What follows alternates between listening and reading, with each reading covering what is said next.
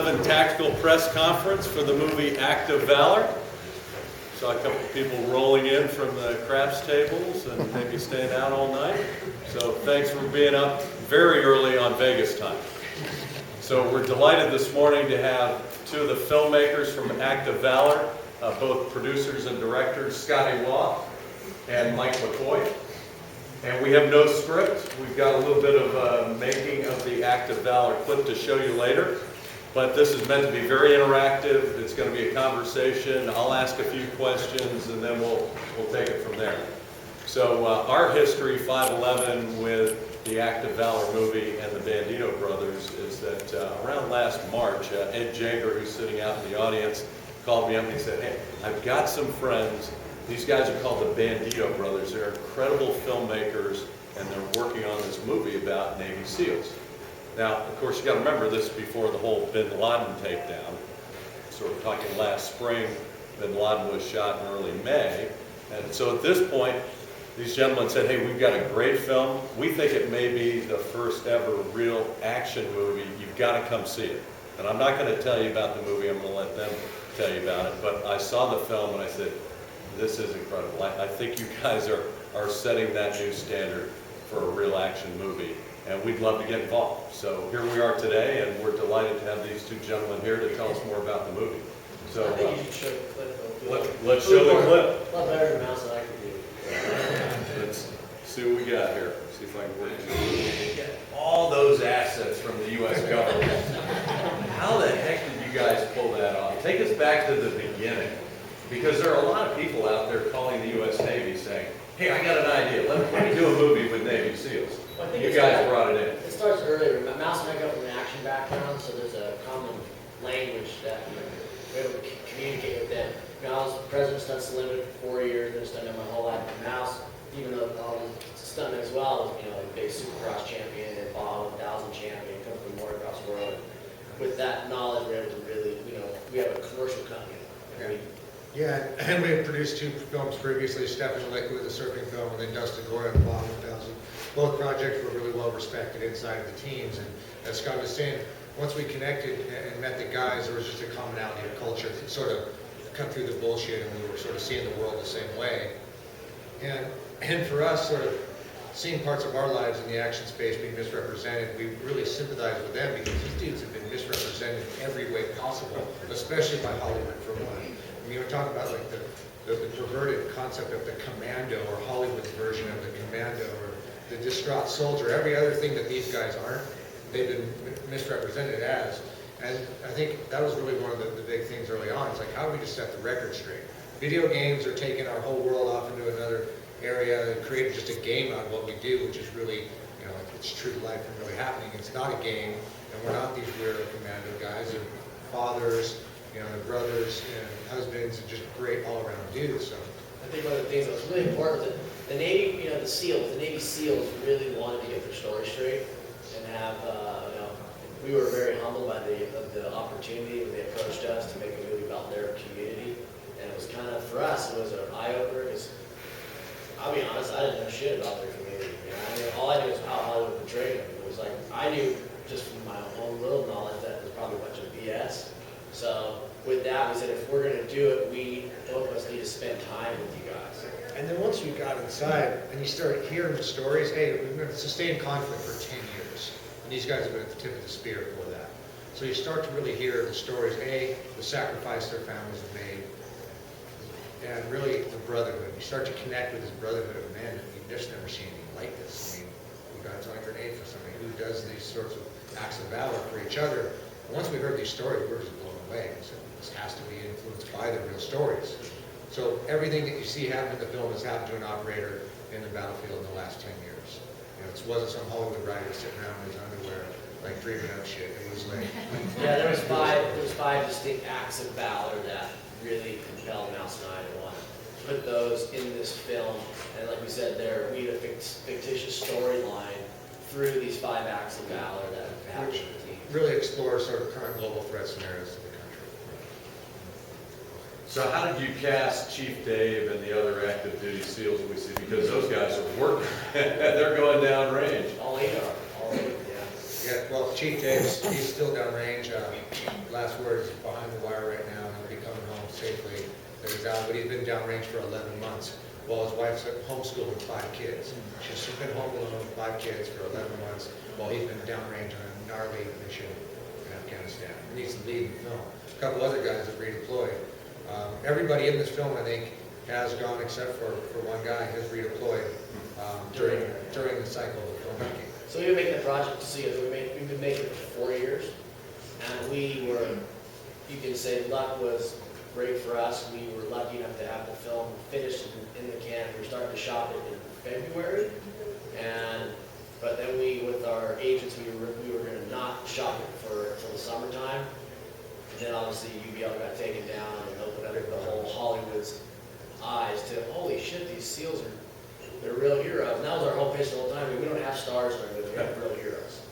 And then unfortunately, it took an event like that for the distributors to go, this is marketable. And to that point, we always like to say, when the Bin Laden thing happened, everybody in Hollywood went grabbing for the mic with their BS, future Bin Laden, future SEAL project that was barely even scripted or not even scripted. We went dark for well over a month. Those guys was their moment. It wasn't our moment to grab the mic and capitalize. So we could have done that. Huge deals. Every studio in town was beating down our door. We just went quiet. That's it. Nobody wanted to talk about this for a minute. So just want to make that point. Out of respect to the community. But in terms of the hardware, Yeah. I mean, seriously, like, that's like a kid in a candy store. You're sitting there and you go, it was funny because the guys, they would come with their kit. It wasn't our people providing their kit. They would just roll with their bags. And you would be, you'd come out and you're trying to focus on what we're going to do, but you couldn't help but stop and check out all their shit. You're like, dude, that's some high-speed stuff. It was awesome. And then obviously, we start working with submarines and all stuff. You're standing in the middle of the ocean on the deck of a nuclear submarine and nobody's ever shot or seen before. Right. This is the first time the lid's coming off. And I go, this is kind of a rad moment. It was one of those moments where I just said, well, where are you guys going to be? Like, how are we going to find this stuff? Because there's only 4 of them, and they're obviously their biggest asset in the submarine Navy. So we're going to give you a grid coordinates. It's going to be out in the middle of the Atlantic. We're going to give you a time coordinates. This is all going. The night before is when you're going to get everything.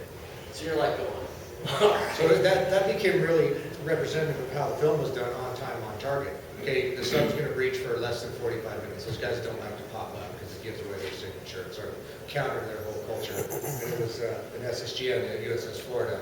So 4 of the Ohio class, the big boomers, have been converted to special operations platforms. So it was on time, on target. We ran that thing like an op. It was pretty cool. I pulled the straw going under. He was having a baby a few days later. Didn't want to get stuck, which I ended up getting stuck underwater for a week. And he was in the heel of the bowling, and I was on the boats in full camouflage, just like the team guys, and we just rolled on it like a real mission. That thing surfaced. We ran the boats up onto the back of it, hopped on, and went to the party. So tell us about the live fire, because that's, I know, been a specialty of yours in the past when you've done some commercials for the SEAL and SWIC community. And the shots are amazing, but that is some dangerous stuff. You guys are putting a lot of rounds on it. First of all, you're working with probably one of the best shots in the Yeah, the military. best. I mean, these trust them. You say, hey, bro, I'm right here, right? So don't shoot over here. It's like, and they were great. I mean, Mouse and I did some stuff before that, and that was like a real introduction to the SWIC community, which is the Special Warfare and Craft Improvement boat teams that insert and extract the SEAL teams.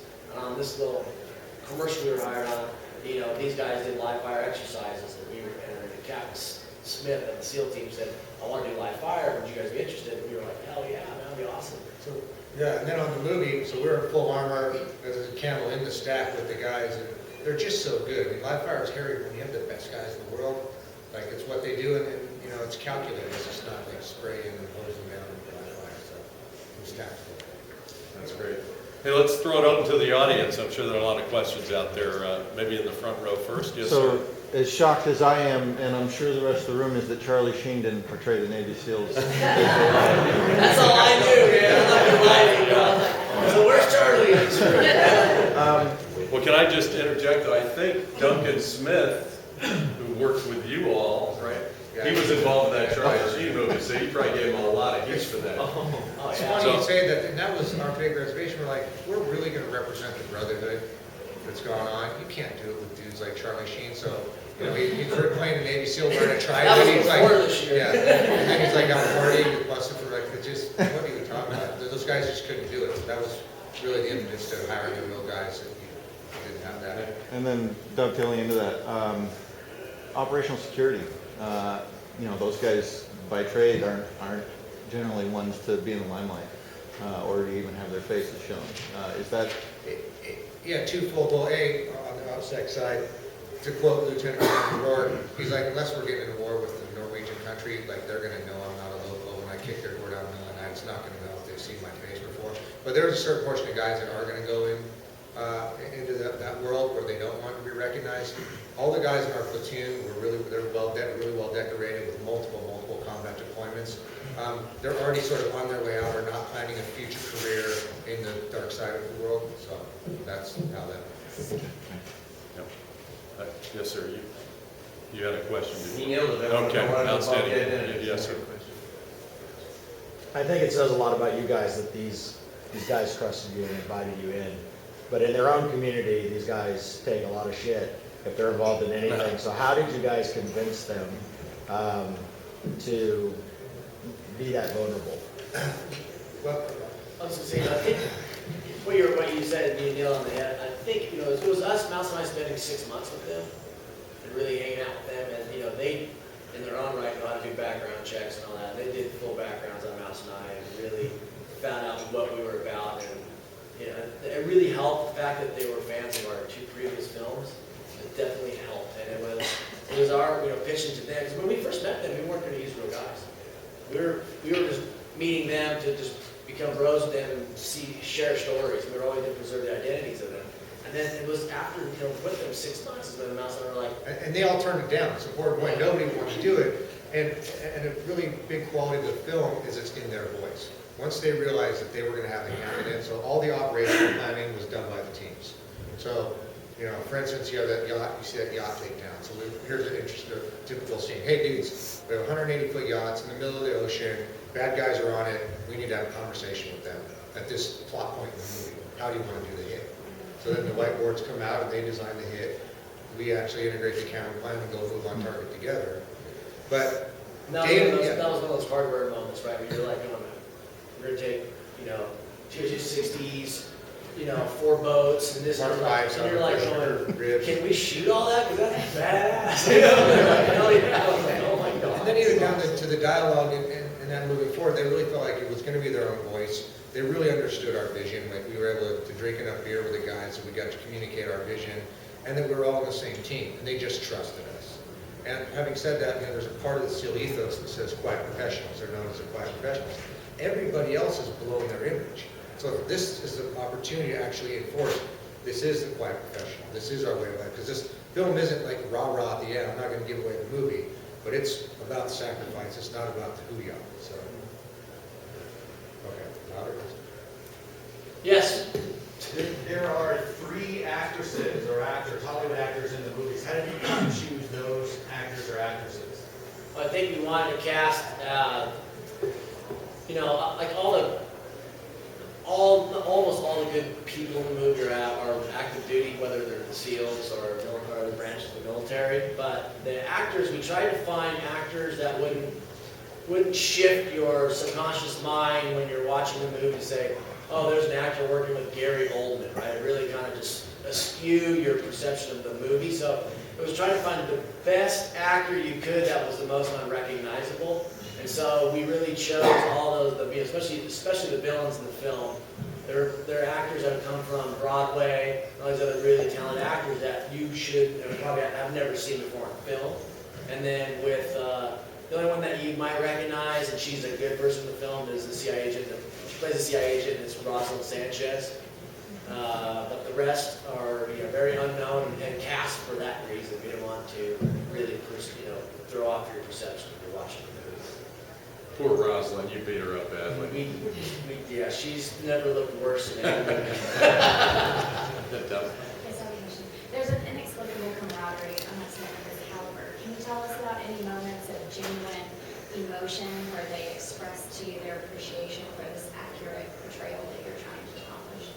Yeah, to that, we sort of had one goal going into this, is if the SEALs, the team guys would want to have a beer with us afterwards, that they would respect the project, and we're really happy to say, like, across the community as a whole, it's thumbs up across the board. And when you see the guys come out of screenings and they're deeply affected, and their families are deeply affected in a multitude of ways. A, connecting and just really explaining the sacrifice, but B, no one's ever seen what they've done before. Their families have never seen. Nobody has any idea of what they do when they go to work. So much of their lives is actually going to be portrayed, but done in the proper way, that they're saying right on. And that means the world to us, because we carry this burden on our back of the most respected community in the world, and we're going to tell their story like we have to do it right for them. I think, one of the things that's really was a moment for us was, when you show some people at SoCon the movie, and you gotta remember, like you said, that community is very quiet, professional, quiet. There was definitely a big side of the house that did not want this movie to be made, because they were afraid of its inaccuracy and exploitative of it for the community. And the best example I can give is there's a gentleman who's, very high up in the SEAL community. He saw the film, and afterwards, we did kind of this very intimate room. Afterwards, he sat back and he was very quiet, and which made me very nervous. And he sat kind of in front. You can only see the back of him. And finally, one of the public affairs officers asked him, "Sir, what'd you think of the movie?" And he was broken down and said, "I can't talk right now." You're like, you got it right. It was like a real proud moment to say that, and then afterwards, when he finally really came to his, reality to us and just thanked us. It was like a good gauge of, okay, we got the story straight. Especially when you have senior leadership coming up to you and saying you got it right. How from the time you started filming to the time you were ready to go to edit, how long did that take? 4 years? 4 years. And in that 4 years, was there any delays in the filming because all of a sudden you don't have this guy anymore? He's All the time. gone That's- all the time. Yeah, that's why it took so long. Availability of assets and then guys rotating in and out of combat deployments. The crazy thing about this film, you shot a scene with a guy, and he goes to deploy on a full combat deployment, and all right, we're going to pick up 6, 8 months or a year later. And did you have plans? I mean, things happen. This guy never did come back to you. Did you have plans or thoughts of what you might do? No, we had our chips on the craps table big time. We were all in on Once that. you got into a certain place into the filming, there's really no turning back. And it was that, hope you come back at some time, attitude as well. Between the guys and the assets, but was the biggest, complication. But you also, you don't think about it, we never thought about, what's this going to do to our movies? Like, this guy's become one of our great friends in life. Right. Let's just think about him. And you never tie it to that. Yeah. I think another thing that's really, really special in the movie, all their wives and children are in the movie. And we really asked them that. We said, since you guys are in it, and I know there's this whole, secrecy and stuff like that, but I think it would be fantastic to really authentically even show your family life. And that's what was like truly inspirational when you saw them say goodbye to their wives. You went to see them was the goodbye scene, and you saw their wives and kids unfortunately go through emotional recall when they sat there to see their father walk away to C-130, and they all started breaking down. It was really, we felt manipulative as a director. And it's horrible. Why did I do that? I can keep rolling. So it's awesome.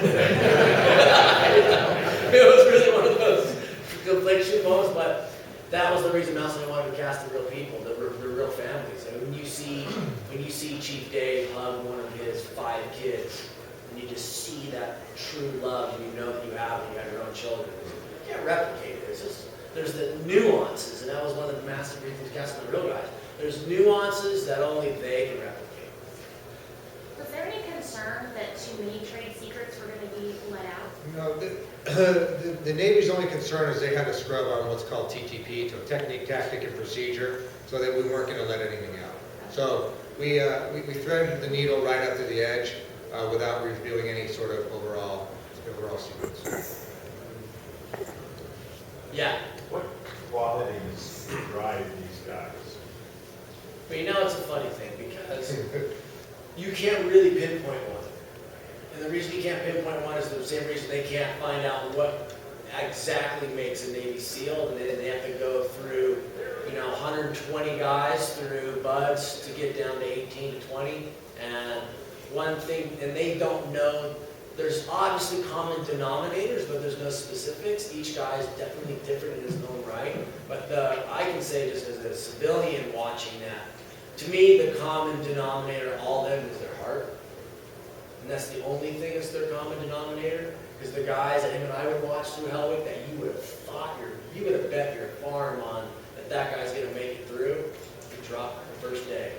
And the guy you thought would not make it, this little scrawny little puke that's in the corner, looks like me, he was the rock star of the whole, that whole Buzz class. And you're like, so the common denominator is their heart to never quit, never, like literally never quit, until their bodies is completely gone. And that's the common denominator. What drives that? They don't have the chemistry for it. They don't know. It'll be easier to recruit. Yeah, I don't know if you guys have met Chris Lindsay, Captain Chris Lindsay, who runs the Center for SEAL and SWCC. This gentleman's a good friend of mine. We went to Duke together. He went to the SEALs and then stayed in. And Chris and I had that exact conversation because he's trying to figure out an assessment tool, some sort of test, maybe a mental test, a physical test. And they have a variety of screening tools, but they can't get them any more than about 50% accurate. And he's got a number of stories of people who are like Olympic swimmers who said, all my life I wanted to be a Navy SEAL, et cetera, et cetera. And then literally, Hell Night, first day of Hell Week, they're out in the cold water, guy gets out, I'm done, sir. What the heck happened? We've been talking about this. Hey, I'm a different guy now. That water, I can't take it. So the guys who make it through, they have something down deep to where they're absolutely never, ever, ever going to quit. And you can't really figure that out until you test people. On the technical side of things, I noticed in the thing that you guys are using a lot of SLRs for the filming. Is that kind of a common theme, like the 5Ds and 7Ds? Are they pretty durable? Well, yeah, we sort of pioneered the DSLR movement with this film, and we really sort of bet a lot on it. And it was really that we actually could have the mobility. Really? Here came a platform and we figured out a way that looks just like 35. You can't tell scene to scene 35 mil with the DSLR, but we had mobility, so we could move in real time with the guys. So the physics weren't stacked against us. You remember we started, like we said, we started, filming 3.5 years ago, so it was truly 2 weeks. We started testing when Canon came out with their video platform with 5D. So we were really, you were excited by the whole platform, but also the trials and tribulations of going through it were pretty tremendous, but it outweighed the technical conundrums of trying to lug an 80-pound camera through chasing them. It was like, that mobility is fantastic. And then post-process caught up, so that it looks exactly like 35. And so much of the stuff we ran like a real op, so he and I, a lot of times were in the stack with the guys, so you couldn't be doing that, with that system. And the cool part is we were able to do a lot of first-person in the movie. We really wanted the audience to, because no one ever really gets that chance to feel what is it like to be a Navy SEAL. Like in the heat of the shit, put you in the boots and let you feel it. And in full resolution, so we were able to put those 5Ds on their heads. So you go in first person and you're firing weapons and going through houses in first person and seeing you're seeing this beautiful, like we said, it's this most beautiful ballet of chaos that's truly incredible. You're sitting there going, when we asked them to go through the house, this one time, it was a room clear through the whole house. And Mouse and I stepped back and go, hey Dave, you guys just kind of show us what you guys are going to do. And they showed up, so yeah, ready to go. It was like, all right, so we sat back in the room, and the ballet, I wish they cleared that whole house. It was just kind of like, forget all the coverages, put the helmet on his head and just go. So we can experience what we just watched. I think you'll see in the movie. I think that's why the video game community is really gravitating to the movies. There's a lot of first person in it, but that wasn't our real motivation behind it. Our motivation was we wanted you guys in the audience to feel that, exclusive ride of the Navy SEAL. So with the 7Ds and all that, the jello cam, like the CMOS sensor and jello cam, did you guys just have to use the post software to kind of take that Yeah, we didn't use much 70, it was a 5D, but we just know where that optical warble comes from. You learn where it's gonna happen in optics. I just imagine running around all these days. Yeah, we're good. Yeah. That's why they're filmmakers. So I was going to ask about the business of the movie. So if my chronology is right, you guys are trying to raise money in the 2008 timeframe. There's a recession underway. You're trying to explain what this is going to be. You know, how the heck do you raise money for a project? We committed to using the real guys for one. So we came back to Hollywood. We're not really Hollywood, by the way, just so you know, but the Hollywood film community who was looking at the project, very honestly, we're committed to using the real guys. And by the way, we have probably the biggest support in the history of the film business from the U.S. government. And everyone said, you guys are crazy. It was just literally one of those moments where everyone thought we were Yeah, nuts. we're making a documentary. They said, oh, you're making a doc. No, we're making a real movie. Well, you're using the real guys, so it's a documentary. We just said, you know what, we don't even want you guys involved anyway. We would put a bunch of our own money in the movie and raise the rest of it privately. And then there was purity of process, with just us and the SEAL community without like the big studio getting involved, because the studios have ways of wrecking the movie making process. How did you find these guys? Where? How? Through senior leadership, introduced us to a lot of the, we really wanted to just talk to the guys that are fighting right now. And so they really introduced us to a lot of those guys. And a lot of guys are reticent to talk to us. But I think it was, you gotta remember, it's a small knit group of people, man. So once the word spread that, maybe we fooled them, but they thought Mouse and I were good guys. They were like, and it spread very quickly through that entire community. So their kimono opened up pretty rapidly to us and just talked to us. And it was really just like I said, once we found 8 guys we really liked, approaching them and say, hey, would you consider being in the movie? And all 8 turned us down and said no. And really, we just kind of said, we worked on it. I don't think we worked on it, we just said, we really just said to them, this is an opportunity that, you can keep your hand in this film and make sure it's the message you want. Because you're going to have a big control of it. All 8 turned you down. Oh, yeah. Yeah, none of these guys are on the SEAL the Hollywood program. They're like, oh, we're not movie, we're warriors. It's not what we do. And it's like we said, then they really realized it was going to be in their voice, and that's when things turned. Do any of them have future aspirations of doing more Hollywood? No, I don't. Not really. No. A lot of them just rolled back, so they're going back overseas. So not really. I think of the 8, 1 just retired, but he's sailing around the world for a year. As we told his wife, he's 22 years in, so he's just taking her around the world. And so right now, no, there's no aspirations. Yeah. I'm sorry. I think one of them is actually in Transformers, the third. AJ. One of ours is there. He did do some stuff on that, but I won't comment on it. So I was going to ask you about your connection with the 511 brand. I know you guys wear 511. A number of the guys involved with the film were wearing 511 during the shooting. We shot quite a bit. It was just great gear. It's funny that you guys actually turned out to be such good friends, because we were just retail customers going in the movie. We needed gear, we needed kit, and your stuff was fantastic. I use it to train. I run in the mountains with it. I'm always in it. So it was just sort of fortuitous that you guys took an interest in the film, because we were already supporters. That's what was classic, truly was. I remember when it was Ed that brought us to you guys, and it was kind of, hey, I want to introduce you guys to 511 Tactical. I was like, oh, this shit's great, man. Because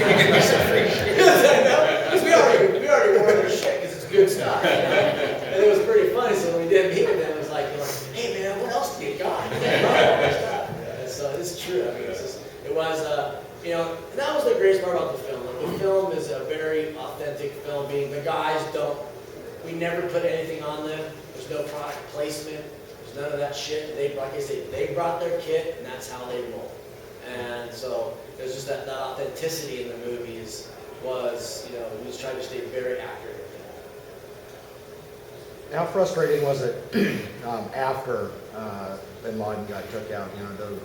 I know a lot of the community got really frustrated at kind of the diarrhea of the mouth from the media, the politicians, even guys in their own community that tried to capitalize off of being a SEAL or where they worked within the teams. And Did anything ratchet down for you guys and get a little tougher after that? We didn't want to be the guys that were exploited. Everybody was hopping on that moment to exploit it for their project, and it just felt wrong. Like, why are you, and you have people coming out of the woodwork, oh, I've been embedded classified. You're like, oh, really, dude? So if you're inside, you'd be the last guy to talk about it then. It's like, so do the math there. I don't have any comments on anybody specifically, but a lot of guys I felt didn't look so classy. I think one of the things that, that was, we didn't get so clamped on because our movie's not about that event.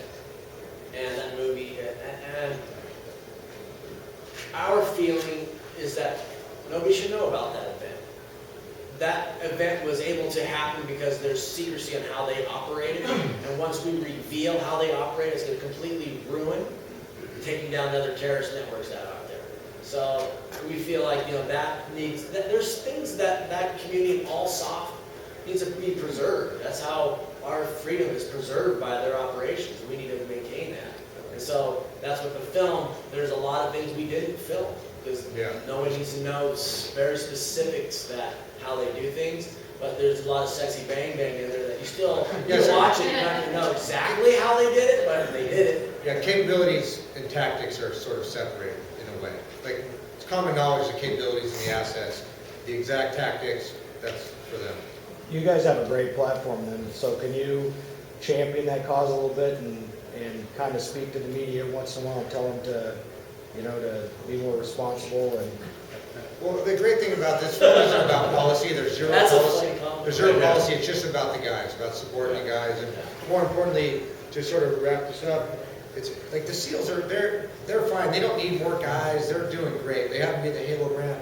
We really want to raise awareness for all the kids coming back. They're like, all right, you're looking to hire somebody. Why don't you take a hard look at a vet? And hopefully this raises awareness for jobs, especially right now for veterans. That's really the number one goal for us.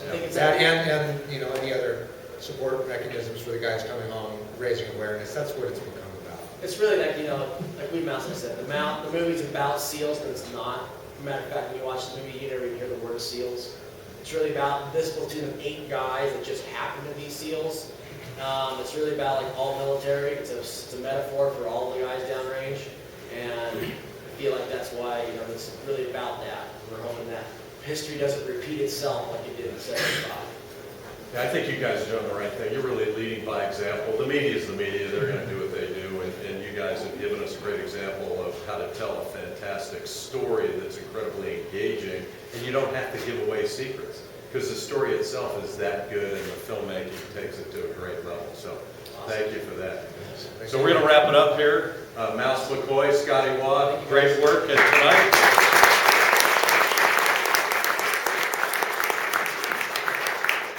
Tonight we do have a premiere. We have passes on your way out. Grab your t-shirt, and the passes really are for first come, first served tonight.